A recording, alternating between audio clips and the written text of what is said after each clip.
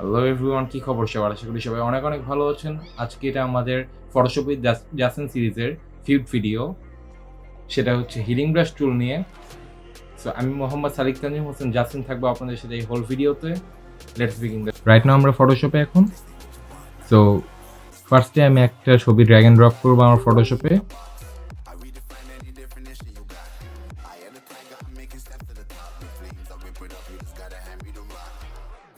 দেন আমি আমার হিলিং ব্রাশটা নিব। স্পট হিলিং ব্রাশ টুল দিয়ে আমি ফার্স্টে শুরু করব। দেন ফার্স্টে আমি আমার একটা লেয়ার আগে ডুপ্লিকেট করে নিব। যেহেতু আমার হচ্ছে একটা ব্যাকআপ লাগবে আমার যেটা অরিজিনাল ফাইল সেটার। সো একটা এক্সট্রা লেয়ার থাকলে আমাদের জন্য সুবিধা হবে। নাও আমি জাস্ট খালি এখানে ড্র্যাগ করলেই আমার কাজ হয়ে যাবে। এগুলি স্পট রিমুভ হয়ে যাচ্ছে।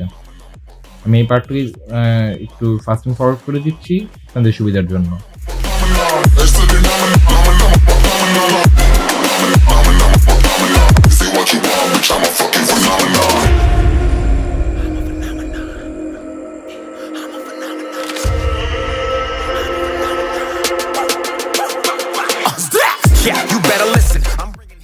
সো এখন আমি আপনাদেরকে শো করব বিফোর অ্যান্ড আফটার। সো আমাদের যেটা এডিটেড ফাইল সেটা একটু আমি আনচেক করে দিই। এটা ছিল বিফোর অ্যান্ড কারেন্টলি এটা হচ্ছে after. You can see the difference. যতগুলি স্পট ছিল most of them are remove. So এটা গেল আমাদের এই স্পট হিলিং ব্রাশ টুলের।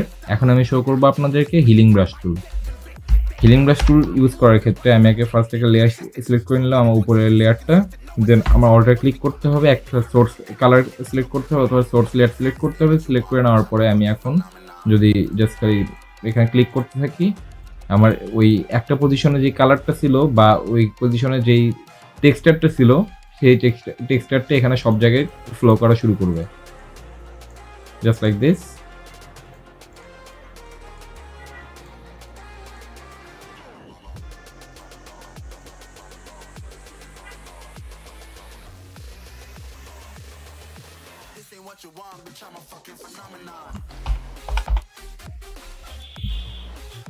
বিফোর ছিল এইটা and currently after হচ্ছে এইটা. You can spot the difference. So healing brush tool এর কাজ শেষ and that's the end of this video. If you have liked this video, please click like button on the video and subscribe our channel Jasin's World. Thanks for watching this video.